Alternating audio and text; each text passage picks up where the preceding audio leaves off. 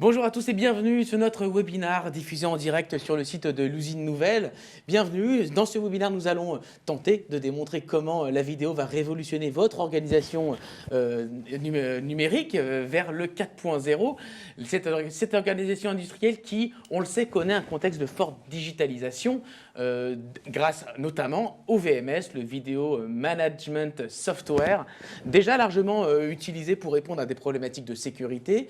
C'est devenu l'un des outils vraiment majeur dans la migration vers le 4.0. On va en parler autour de plusieurs questions. Comment le VMS permet de concilier vos objectifs sécuritaires, sanitaires, tout en rendant nos usines plus intelligentes au service de la productivité et de la qualité. Nous allons voir comment les technologies innovantes permettent d'y apporter toujours plus de valeur, avec ces données issues du VMS. Et nous allons voir comment les organisations peuvent très concrètement mettre en place ce type d'outils. Nos invités qui sont en plateau et également à distance vont apporter leur éclairage, leur expertise et des cas concrets d'usage du VMS dans l'industrie. Je vais le présenter tout de suite. Rémi Deschler, bonjour Rémi. Enchanté, bonjour David. Bonjour, vous êtes Country Manager chez Milestone Systems. C'est ça. Merci d'être avec nous aujourd'hui. C'est un plaisir. Également à distance, nous avons Gilles Karolkowski. Bonjour Gilles. Bonjour David. Bonjour, vous êtes Global Account Executive Énergie chez Intel Corporation. Merci d'être avec nous à distance. Également avec nous en plateau, Marc Bagur. Bonjour Marc. Bonjour David. Vous êtes responsable, Marc, du développement chez CATI. CATI, c'est le centre néo-aquitain des technologies de l'information et de l'électronique. Exactement. Voilà, merci à tous les trois de participer à ce webinaire. Vous êtes nombreux à vous y être inscrits. Merci beaucoup et n'hésitez surtout pas à poser vos questions. Nous répondrons en direct à toutes vos questions. Donc voilà, nos experts sont là. Allez-y, ils sont à votre écoute. Et pour démarrer ce webinaire, j'ai une première question pour vous, Gilles, Rémi, pardon. On va d'abord parler du VMS en expliquant ce que c'est concrètement. D'accord. Alors, le VMS, pour le présenter, alors VMS, c'est l'acronyme pour Video Management Software. Donc, traduit en français, c'est un logiciel de gestion de la vidéo. Donc, concrètement parlant, c'est quoi?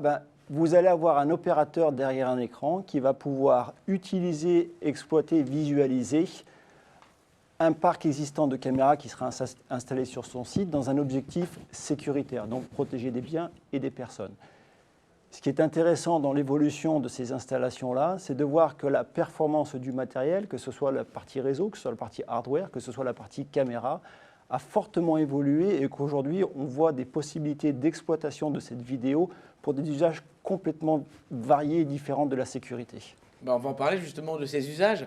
Juste avant, Gilles, c'est à vous que je voulais poser cette question. Quel est le constat que vous faites, vous, Gilles, sur l'utilisation du VMS dans l'industrie avec votre vision vraiment mondiale de chez Intel ? On voit aujourd'hui que le secteur de l'industrie en général est plutôt équipé en caméras. Ce sont les solutions de vidéosurveillance qui sont présentes sur les sites industriels. C'est une bonne nouvelle parce que ça veut dire qu'il y a déjà une infrastructure qui existe.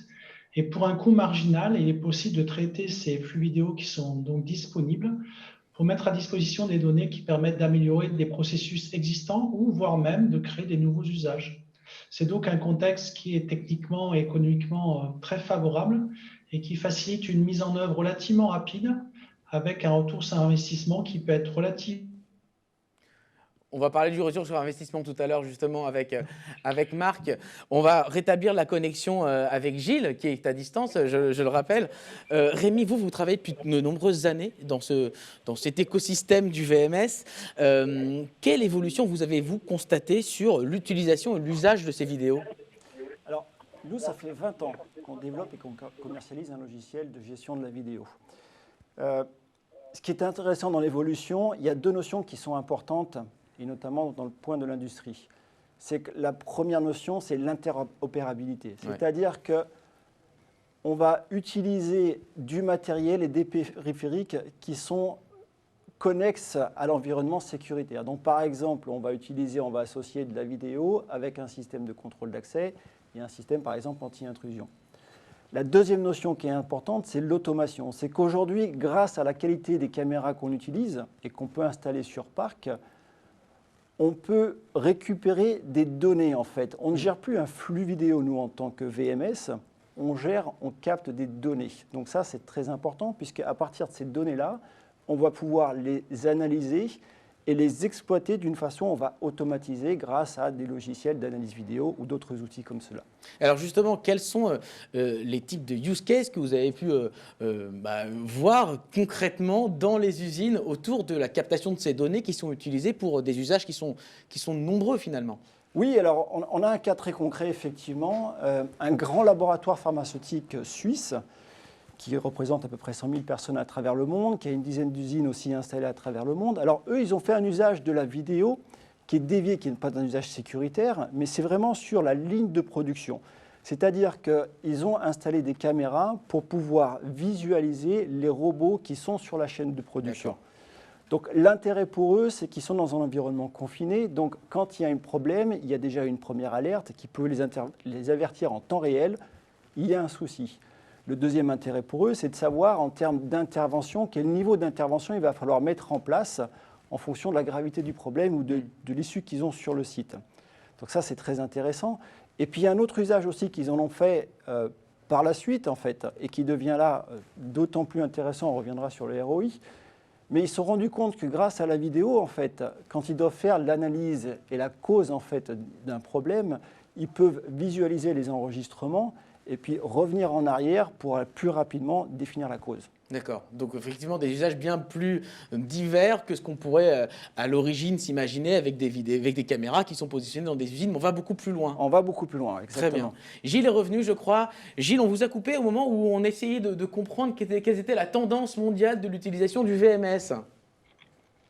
Oui, alors en fait, ce qui est intéressant, c'est que dans le secteur de l'industrie, en général, on voit que ce secteur est déjà bien équipé en caméras, notamment pour la vidéosurveillance. Donc l'infrastructure étant présente pour un coût marginal, en fait, il est possible de traiter les flux vidéo qui sont disponibles pour mettre à disposition des données qui permettent d'améliorer des processus existants, voire même, dans certains cas, de créer des nouveaux usages. C'est donc un contexte à la fois technique et économique qui est favorable et qui facilite une mise en œuvre rapide avec un retour sur investissement qui est relativement court, qui peut être de l'ordre de quelques mois, voire quelques semaines, sur certains cas très favorables. Et les industriels ont des besoins aujourd'hui qui sont lesquels? Ils ont évolué, j'imagine, avec le temps. En fait, on voit qu'on a des opportunités pour avoir des gains relativement rapides avec des analyses vidéo qui sont relativement légères. Après, si on veut aller plus loin, on va avoir besoin de traitements vidéo avec une qualité supérieure, avec un traitement d'image qui va être très rapide. Et là, on va avoir de plus en plus besoin de performance matérielle pour réaliser ces traitements, tout en minimisant la consommation électrique, car la puissance énergétique n'est pas infinie et les contraintes sont des fois très fortes sur certains sites industriels. Enfin, on voit aussi que les clients ont de plus en plus besoin d'expertise pour exploiter ces données, parce qu'on va vers des cas d'usage de plus en plus sophistiqués. Et au-delà de la simple vidéosurveillance, pour les usages les plus communs, les plus nombreux, une expertise nouvelle est nécessaire. Donc, soit les gens sont formés en interne, soit on va rechercher des experts à l'externe, voire des sociétés qui apportent des solutions. Enfin, il y a un tout dernier point qui n'est pas neutre. On parle de traitement des images, des vidéos, puis avoir des personnes présentes. Et on sait qu'il y a un contexte réglementaire qu'il ne faut pas oublier. Et dans certains cas, la CNIL doit être consultée pour traiter ces nouveaux usages. Très bien. Alors, on va parler des usages, justement. Je vois que vous posez des questions actuellement et je vous en remercie. On va parler d'intelligence artificielle un peu plus tard dans ce webinaire, donc restez avec nous. Dans quelques instants, nous allons y revenir. Juste avant, quels sont les cas d'usage que Intel observe régulièrement parmi ses clients? Gilles? Alors, aujourd'hui, les usages qu'on voit sont en particulier pour l'amélioration des processus existants. Je peux citer d'ailleurs un exemple qu'on a réalisé avec ArcelorMittal, une coopération avec le numéro 1 mondial, en fait, producteur d'acier dans le monde. Dans les usines d'ArcelorMittal, en fait, il y a des très grandes quantités de matières premières qui doivent être déplacées par wagon pour alimenter le haut fourneau qui marche d'une manière continue. Il faut savoir qu'au minimum, il y a 20 tonnes de minerais qui sont déplacés à chaque fois dans ces wagons et que toute cette matière première doit être transportée et suivie tout au long de leur parcours sur des sites industriels qui sont relativement vastes puisqu'ils représentent plusieurs kilomètres carrés. Dans une journée, il y a environ 1 millier de wagons qui sont présents sur le site industriel et chaque wagon est en fait localisé, géolocalisé. On connaît son contenu, la vitesse à laquelle les matières premières sont déchargées, puis comment dirais-je, les wagons repartent. Oui. Et en fait, le challenge d'ArcelorMittal, c'était d'automatiser la gestion et le suivi. La gestion du suivi de tous ces wagons, d'après ce que je comprends, on a perdu encore la liaison. Voilà, Gilles est revenu, très bien. Donc je comprends qu'Arcelor pouvait du coup tracer tous ces wagons grâce au VMS, et on voit voilà encore un usage différent du VMS. On n'est pas que dans la sécurité, on n'est pas que dans le sanitaire, on est aussi dans la chaîne logistique. Marc, je crois aussi que vous avez travaillé dans une grande entreprise de luxe, vous avez conseillé autour de cette chaîne logistique qui était exploitée grâce au VMS. En tout cas, oui, tout à fait. C'est ce que j'ai pu constater dans ces dernières années. C'est qu'effectivement, la vidéo, ça va permettre d'aller chercher des ROI plus largement que la seule question sécuritaire. Et sur cette usine, ce que j'ai pu apercevoir, c'est que ça avait été déployé dans une logique de lean, en fait. Donc, ça a permis vraiment considérablement d'améliorer les méthodes, les process, d'aller chercher de la qualité à différents niveaux, à la fois sur les lignes, dans les hangars, dans les centres de stockage. Et finalement, c'est toute la supply chain qui a été impactée par cette approche de la vidéo finalement, de ce qu'elle pouvait apporter. Plus largement aussi, avec l'idée de développer des AGV, donc Autonomous Guide Vehicle, donc c'est ces petites plateformes mobiles comme ça qui vont se déplacer à l'intérieur de l'usine en transportant du matériel, et bien finalement ces machines, on va devoir les entraîner, on va devoir leur apprendre quel est leur environnement, et on va pouvoir le faire grâce, encore une fois, à la vidéo.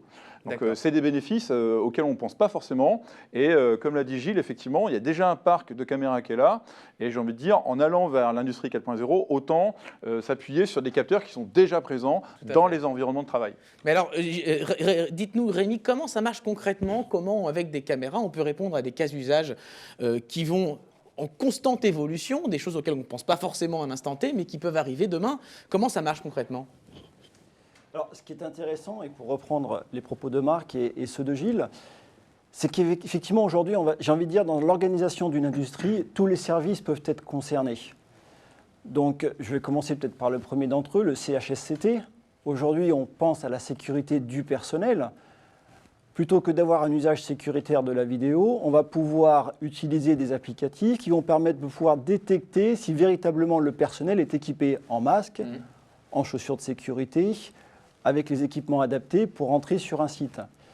Si on reprend des exemples qui peuvent être dans le domaine de la maintenance, qu'on soit dans la maintenance prédictive ou alors corrective, effectivement, quand on est sur des sites isolés, on peut utiliser toutes les technologies qui sont liées à l'environnement des caméras pour pouvoir intervenir sur un site et visualiser et ensuite définir ce qu'on veut faire en termes d'action. On est aussi sur l'exploitation ou le centre de production. Donc, comme on l'a vu avec l'exemple du laboratoire pharmaceutique, où là, on est typiquement sur la chaîne de fabrication. Et puis ensuite, on peut avoir encore des usages multiples où on peut être aussi dans le domaine du contrôle qualité, c'est-à-dire qu'aujourd'hui, grâce aux capteurs des caméras, les caméras aujourd'hui ont une capacité d'analyse très fine. Donc nous, le logiciel, on va récupérer toutes ces données-là, on va les mettre à disposition d'un logiciel spécifique qui va analyser, qui va pouvoir dire cette pièce que j'ai en sortie de fabrication, elle est conforme, elle est non conforme.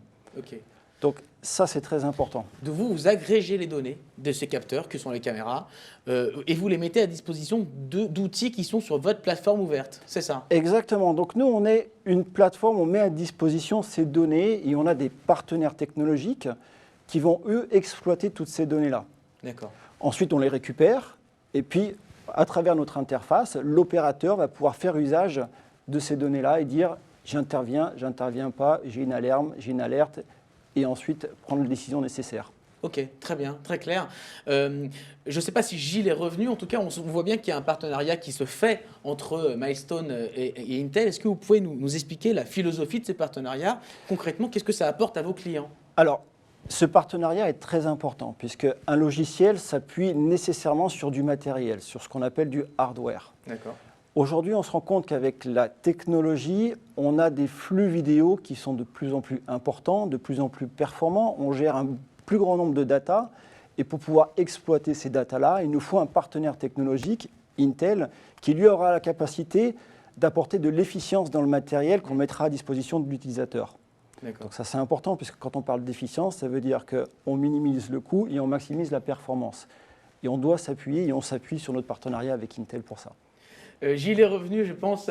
Gilles, quel est, de votre point de vue, le sens de ce partenariat avec Milestone? Comment ça marche quand on ouvre un peu le capot, sans rentrer trop dans les détails techniques, bien sûr, hein? Je vous fais confiance. Bien sûr, dans le domaine de la VMS, c'est ce qu'on va qualifier l'exploitation intelligente des flux vidéo. Il y a des startups très actives, notamment en France, mais c'est vrai qu'il est difficile d'aller au-delà du proof of concept pour déployer ensuite largement. En même temps, on l'a dit, les flux vidéo sont de plus en plus nombreux, générés par des caméras de plus en plus précises, qui offrent des nouveaux usages qui eux aussi se multiplient.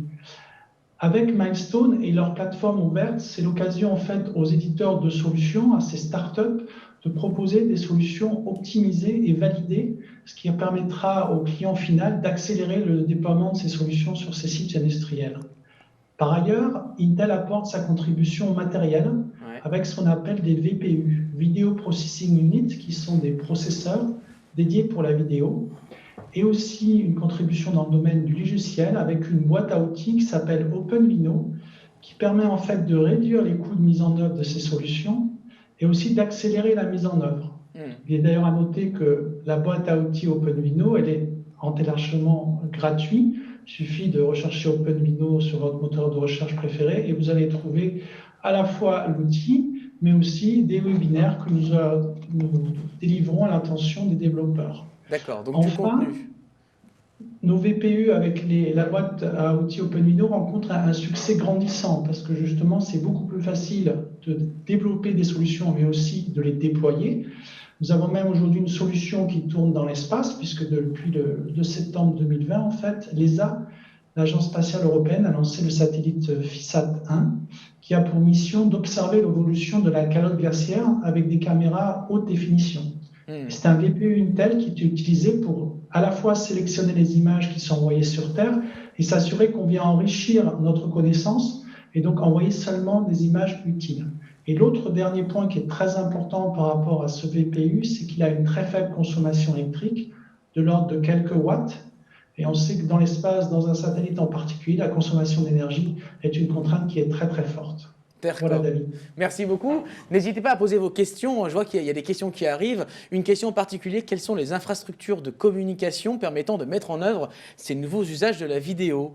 Rémi, c'est une question qui permet peut-être de voir comment on peut mettre ça en place. On va y revenir de toute façon tout à l'heure avec Marc. Mais Alors, les infrastructures de communication, c'est ce qu'on retrouve généralement dans les sociétés. Dans une organisation industrielle, vous allez avoir un système de câblage ou un système fibre optique ou un système réseau Wi-Fi à travers lequel on peut utiliser pour pouvoir récupérer toutes ces données-là. On se base sur les infras de l'entreprise. On se base sur l'infrastructure existante. D'accord. Et ensuite, les calculs peuvent être déportés, peut-être selon les solutions qui sont choisies. Alors après, effectivement, en termes de données et d'enregistrement, on peut soit être ce qu'on appelle in situ, donc avoir le matériel sur site, ou alors, à contrario, aujourd'hui, on utilise beaucoup le cloud. Bien sûr. Et le cloud nous offre des possibilités nouvelles puisqu'on peut exploiter sur une période donnée un certain nombre de logiciels ou un certain nombre de données pour pouvoir traiter ces informations-là. C'est intéressant quand on est dans une phase d'analyse. Oui. Parce qu'effectivement, dans le domaine industriel, et c'est là aussi où la vidéo et le VMS est intéressant, c'est que on pense à l'exploitation, mais on oublie qu'avant d'exploiter, il faut pouvoir analyser. Et c'est là où les caméras deviennent très intéressantes, où toutes ces données-là, nous, on va les récupérer. Ça permet de donner une image et de faire ressortir un tableau de bord. D'accord. Et ensuite, de pouvoir avoir un processus décisionnel ou un plan d'action qu'on peut mettre en place. Ok, très bien. Marc, quel est, selon vous, l'intérêt du VMS dans l'industrie 4.0 et chez les clients que vous conseillez régulièrement? Alors, l'intérêt, il est vraiment central. C'est-à-dire qu'on voit, pour ceux qui sont familiers de la notion d'industrie 4.0, on a beaucoup parlé ces dernières années de MES, d'ERP, qui sont aussi d'autres logiciels, j'ai envie de dire, emblématiques de l'industrie 4.0. Et la vision que j'ai, c'est qu'effectivement, le VMS va venir aux côtés de ces logiciels que sont le MES et le ERP, pour aider, comme le disait très bien Rémi, à monitorer finalement les activités tant opérationnelles de l'entreprise que finalement aussi stratégiques, puisqu'on va être capable, avec un MES finement installé, avec une certaine vision, justement, on voit aussi que la question de la vidéo amène celle aussi des réseaux. Donc, est-ce que le Wi-Fi va être maintenu dans les usines ou est-ce qu'on va déployer de la 5G, comme c'est déjà le cas, par exemple, en Allemagne ou sur certains sites? On voit que ça amène aussi d'autres considérations et que finalement, plus on va investir ces sujets-là, et plus on va finalement dégager de nouvelles clés de lecture de ces activités qui vont à la fois servir les métiers, mais aussi, il ne faut pas oublier, les clients pour lesquels aussi on travaille, puisqu'on va amener à chaque fois davantage de transparence. Et là, je voulais aussi souligner l'approche de systèmes ouverts qui était poussé par Milestone et Intel, qui est à saluer, parce que je pense que c'est aussi un critère d'adhésion très fort, c'est cette transparence et cette facilité. On parle de plus en plus aussi de lisibilité ou d'explicabilité, puisque très vite, non seulement on va vouloir comprendre mais finalement par où circule la vidéo, où est-ce qu'elle est captée, où est-ce qu'elle est stockée, mais aussi finalement comment est-ce qu'on va construire les différents filtres, quelle est l'information qu'on va retenir dessus et pourquoi. Et finalement, une fois qu'on aura des systèmes automatisés, il faudra expliquer pourquoi ils ont identifié ceci ou cela. Et ça va devenir un enjeu de confiance majeur dans les années à venir. Et alors vous dites, on peut enrichir son propre business model avec des solutions de ce type. Absolument, c'est-à-dire qu'il faut vraiment voir plus large que simplement le sujet, j'ai envie de dire, un peu dépasser maintenant de la question purement de la sécurité par la vidéo, puisqu'aujourd'hui, avec ce qu'on appelle la vision par ordinateur, donc la computer vision, et donc l'intelligence artificielle déployée au service de l'analyse vidéo, on voit qu'on a énormément de cas d'usage qui explosent partout. Alors Gilles faisait référence à certaines startups, mais vraiment, il y a des secteurs entiers maintenant qui sont transformés par cette approche. Et donc, à la fois, on va pouvoir trouver de nouveaux ROI, par exemple, savoir si tel endroit dans mon usine, est-ce que la place est disponible parce que là, dans 5 secondes, j'ai une livraison qui arrive, savoir si tel geste ou tel protocole ou procédure a été réalisé convenablement. Et donc, finalement, cette source d'information qui me parvient, mais finalement, ça peut être aussi la possibilité de créer de nouveaux services pour mes clients. Et même parfois, ça va devenir un critère différenciant majeur pour pouvoir entrer sur un marché ou simplement pouvoir y rester. D'accord. Vous parliez de ROI tout à l'heure, c'est un terme qu'on a un peu sur toutes les lèvres. Alors, il est toujours compliqué de se lancer dans quel est le ROI qu'on peut atteindre. Néanmoins, est-ce qu'on peut se risquer à donner peut-être des fourchettes, des effets de levier que peuvent permettre ce VMS ? Alors, vous posez la question à un enthousiasme de la vidéo et de l'intelligence artificielle. Alors, évidemment, apprendre avec des pincettes, mais la vision que j'en ai et ce que j'observe au quotidien depuis maintenant plusieurs années, c'est que finalement, on va être capable d'éclairer les ténèbres. C'est un petit peu cette formule que j'emploie, qui est une métaphore, pour dire que souvent, on va révéler des choses qu'on n'imaginait pas, où les métiers savaient travailler sans, et tout d'un coup, la vidéo arrive et des systèmes automatisés derrière, et révèle tout un certain nombre de choses qui viennent un petit peu bousculer les process, et globalement augmenter la qualité générale de l'organisation pour l'amener finalement à devenir une organisation apprenante. Alors moi, je vous pose la question finalement, quel est le coût d'être une organisation qui n'est pas capable d'apprendre? C'est ça finalement. Je vous la renvoie la question. Le vrai, je vous la oui. renvoie la question. C'est un petit peu ça. Et donc finalement, si on doit se poser la question, on va observer parfois un facteur de 10 sur du ROI, parce qu'il y a des opérations qu'on ne sera pas finalement capable de mener sans avoir ce monitoring vidéo ou cette automatisation par la vidéo. D'accord. Et si je peux me permettre, bien en sûr, termes bien sûr. d'usage, ce qui est intéressant avec la vidéo, c'est qu'on se rend compte que les utilisateurs qui utilisent la vidéo autre que pour la sécurité, vraiment dans un souci d'exploitation, en fait, ils en tirent des avantages et des bénéfices qu'ils n'imaginaient pas au moment de l'installation. D'accord. Et puis, il y a un aspect évolution aussi. Le point central, c'est le VMS. À partir du VMS, vous pouvez rajouter un certain nombre de briques que vous allez pouvoir faire évoluer au fur et à mesure de votre installation. Donc aujourd'hui, j'ai un exemple concret là-dessus où on a un partenaire qui s'appelle Identique, qui lui est spécialisé dans le tracking. Donc il utilise la vidéo associée au VMS pour pouvoir traquer dans la chaîne logistique les produits qui sont dans un mode picking, donc savoir ce qui est mis dans le carton, et en termes de suivi. Ça apporte beaucoup d'avantages en termes de, on parlait de ROI, d'abord en termes de gestion des litiges. Il est capable, en 5 minutes, de pouvoir traiter un litige s'il y a une mauvaise livraison et de porter la responsabilité soit chez lui, soit ailleurs. Et ce qui était intéressant pour lui, c'est qu'en termes de responsabilité, on parle d'amélioration continue. Si la responsabilité est chez lui, eh ben, il peut le tracer et voir comment il peut améliorer ses process. Donc, d'un usage au départ qui était purement litige, assurance avec ses clients, aujourd'hui, il en fait un process d'amélioration continue.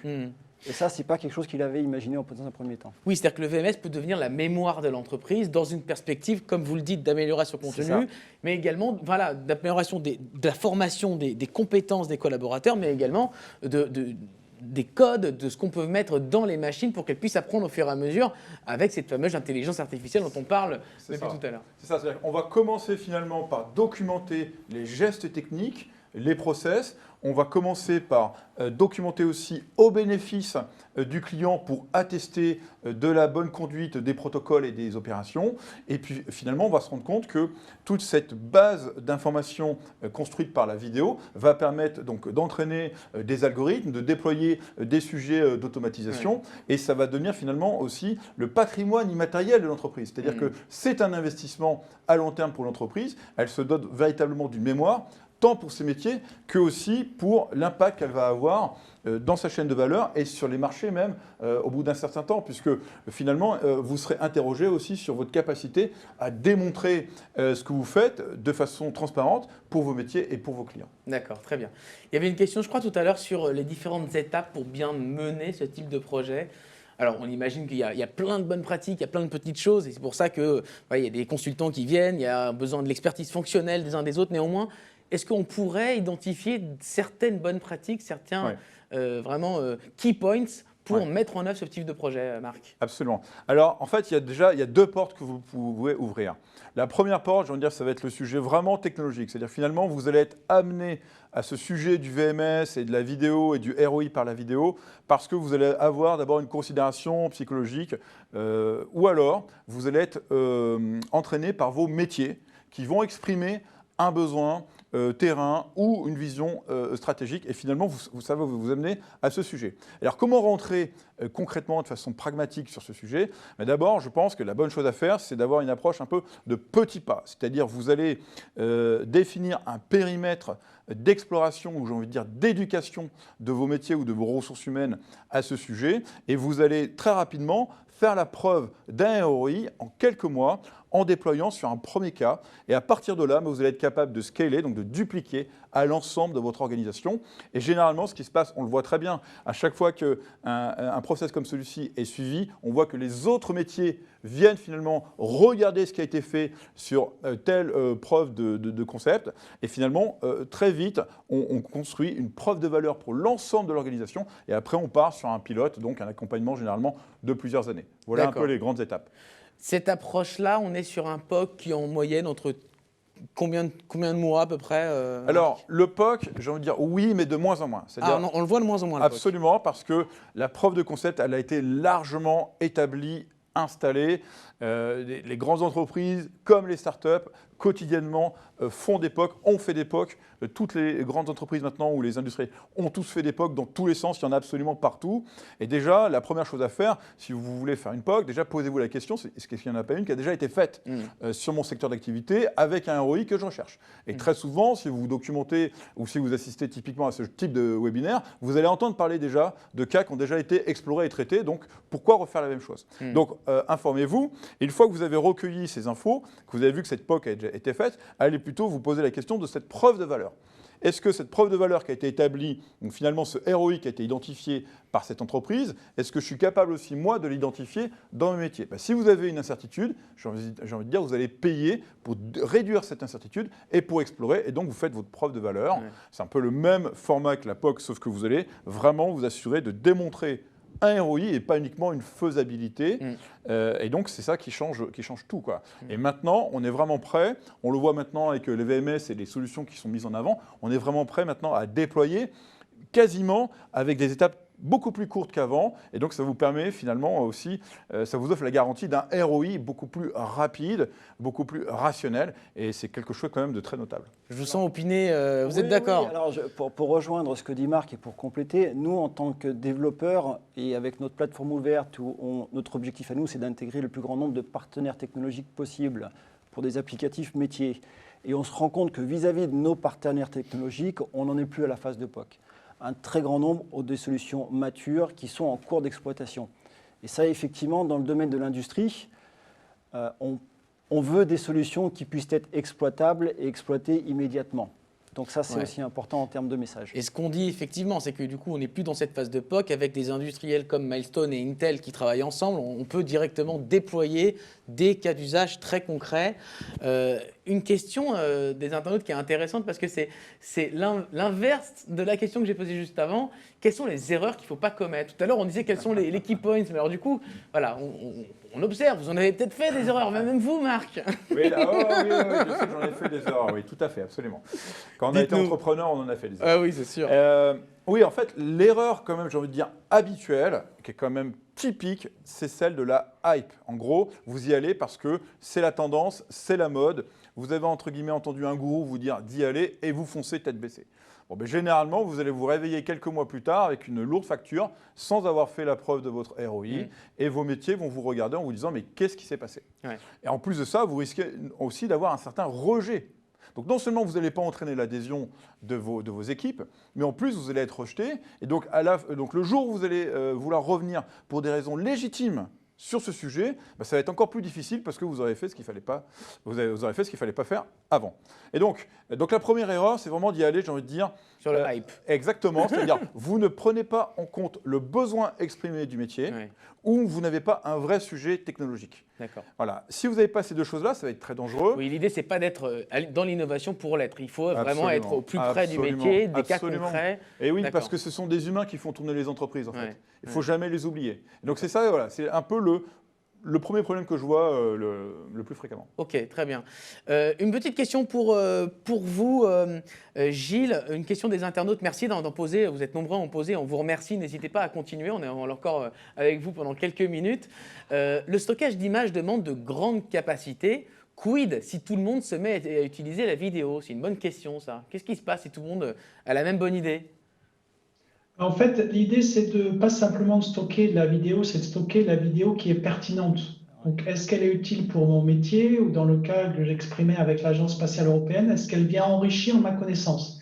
Si ce n'est pas le cas, ce n'est pas nécessaire de la stocker. Et c'est pour ça qu'avec Intel et Milestone, on travaille sur des solutions qui sont ce qu'on appelle sur le edge. C'est-à-dire qu'au moment où on va capturer l'information, on va voir si elle est pertinente, si elle ajoute de la valeur, si elle enrichit ou si, entre guillemets, elle n'est pas utile.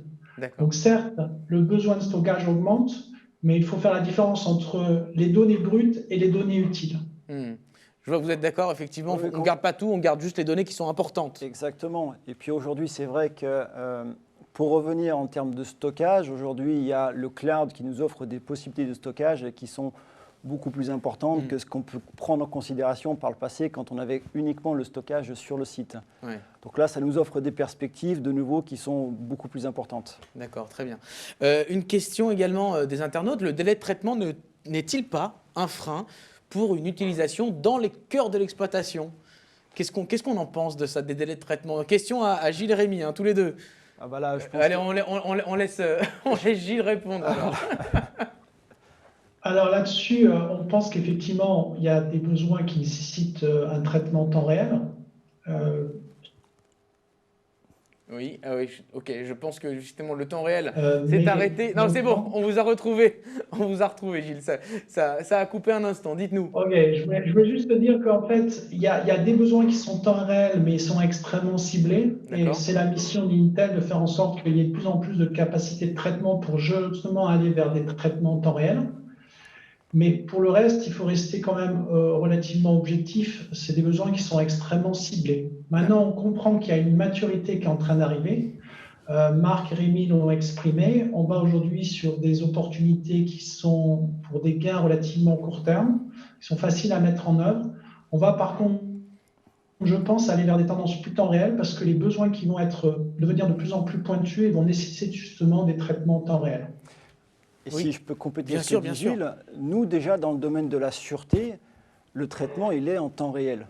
D'accord. Donc on a cette obligation-là de pouvoir traiter les informations, d'automatiser des process en temps réel. D'accord. Et ensuite en termes de recherche, parce qu'on a une phase d'investigation parfois, c'est pareil, aujourd'hui on a des outils qui sont mis en place pour pouvoir traiter et gérer ces informations-là de façon beaucoup plus efficace et rapide. D'accord, donc on va de plus en plus vers le temps réel pour être au plus proche de l'exploitation. Tout à fait, ouais. J'espère que ça répond à votre question.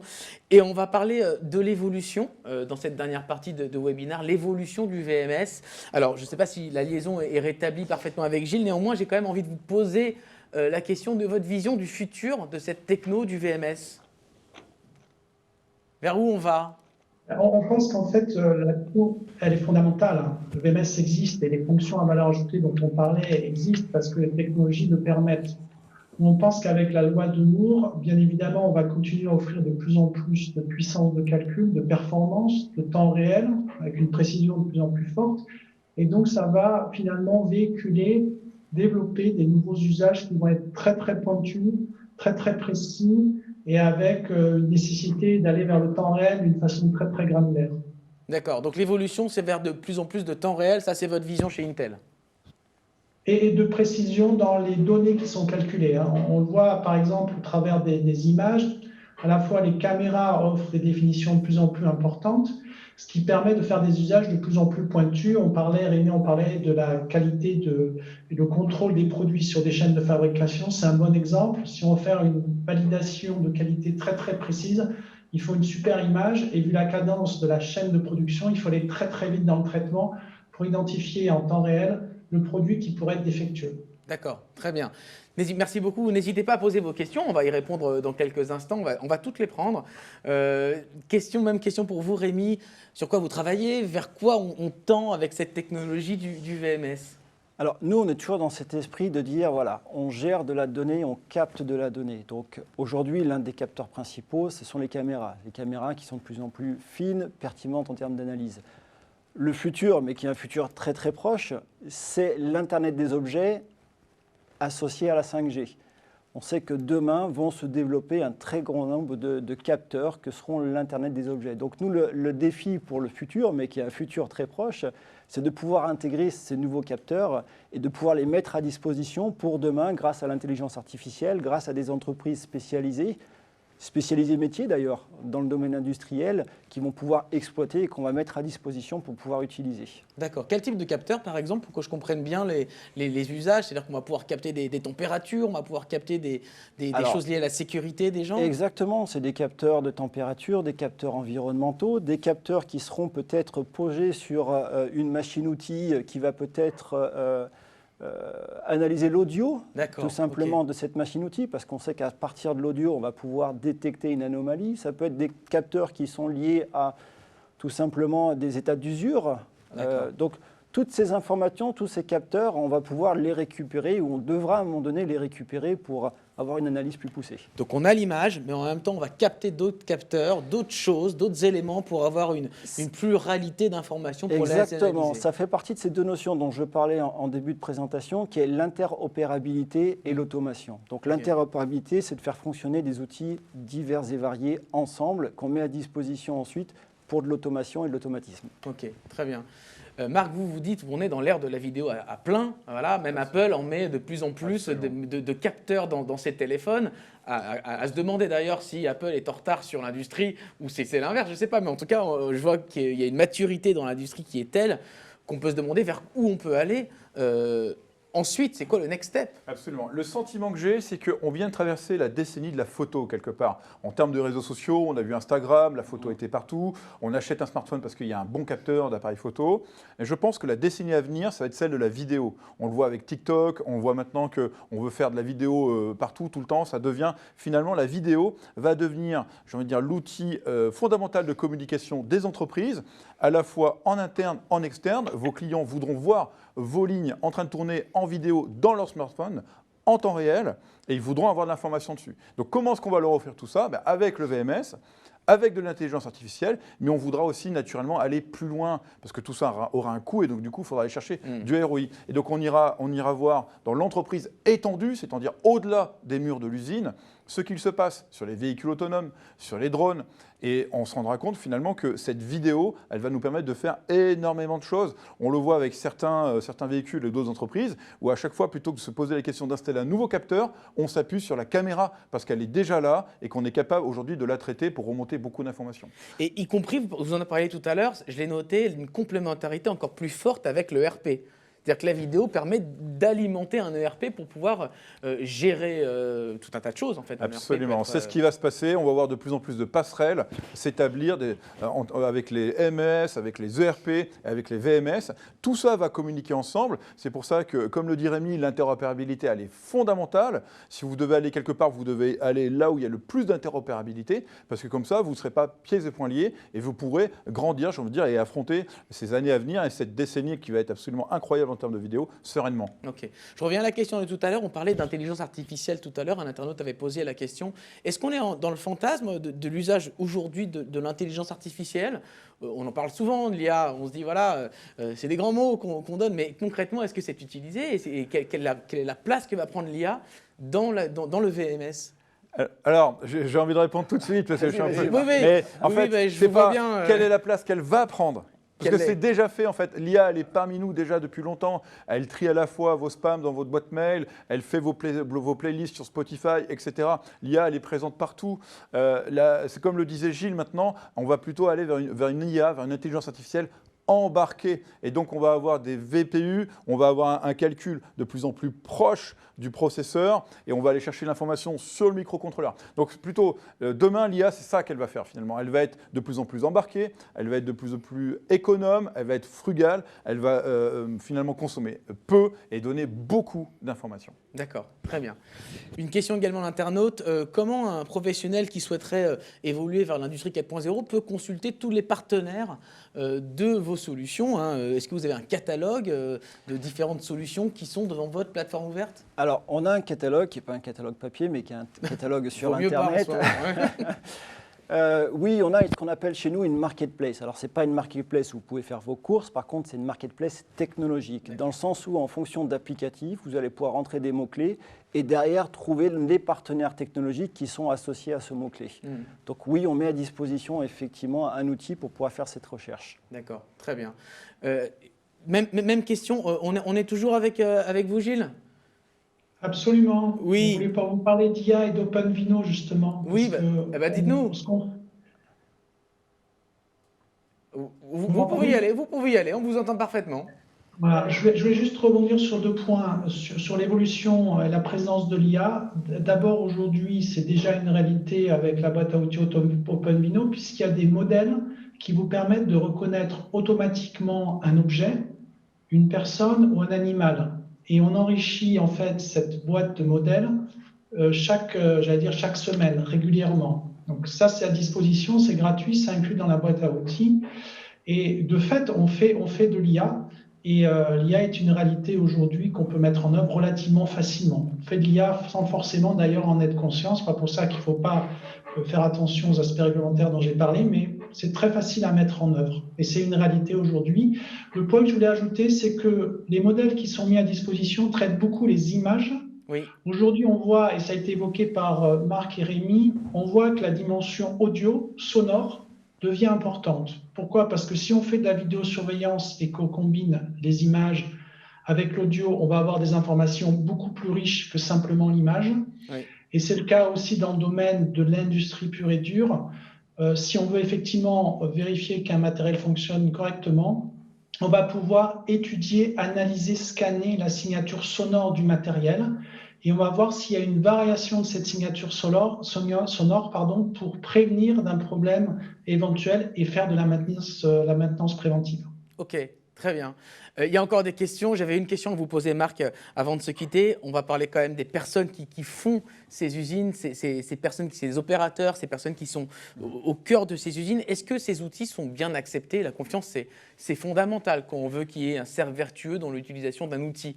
Comment c'est perçu? Tout à fait, c'est une question qui revient à chaque fois qu'on veut déployer de la vidéo ou des capteurs tout simplement. On se rend compte que même installer finalement la température dans un bureau, vous allez voir les réactions que ça va susciter parce qu'on a tous parfois un rapport un peu subjectif à la température. Certains vont vouloir monter le radiateur ou ouvrir la fenêtre. Et bien finalement, la vidéo déployée dans une usine, ça peut être aussi la même chose. Donc ça doit s'accompagner évidemment d'une co-construction, de dialogue, mais en fait, on voit aussi qu'il y a maintenant des outils qui permettent d'être complètement conformes à la RGPD et aussi de répondre favorablement aux demandes de la CNIL dans ce domaine. Et j'ai envie de dire vraiment, ne faites pas l'économie de ces critères, ce sont de vrais standards. Et encore une fois, si jamais vous passez outre, vous risquez de le payer beaucoup plus cher puisque vous allez avoir des rejets massifs et des litiges, etc.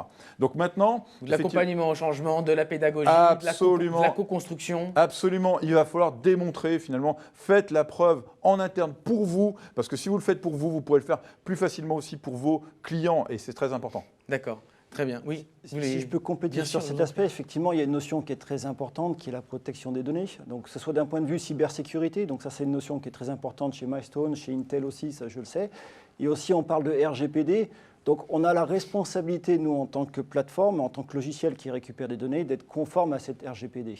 Donc ça, c'est important. Et puis après, il existe des technologies. C'est vrai que les gens sont sensibles à la vidéo. Hein. On a l'impression qu'on va être scruté ou qu'on va être jugé quelque part. Il existe des technologies pour pouvoir flouter et complètement anonymiser, c'est dur à dire. Oui, c'est dur à dire. Ce qui se passe sur un site industriel. D'accord. Donc, il y a des solutions pour flouter, pour montrer à tout à chacun que c'est flouté, qu'on ne capte pas des données qui sont personnelles, qui sont de l'ordre du cercle intime, hein, son visage, ses expressions.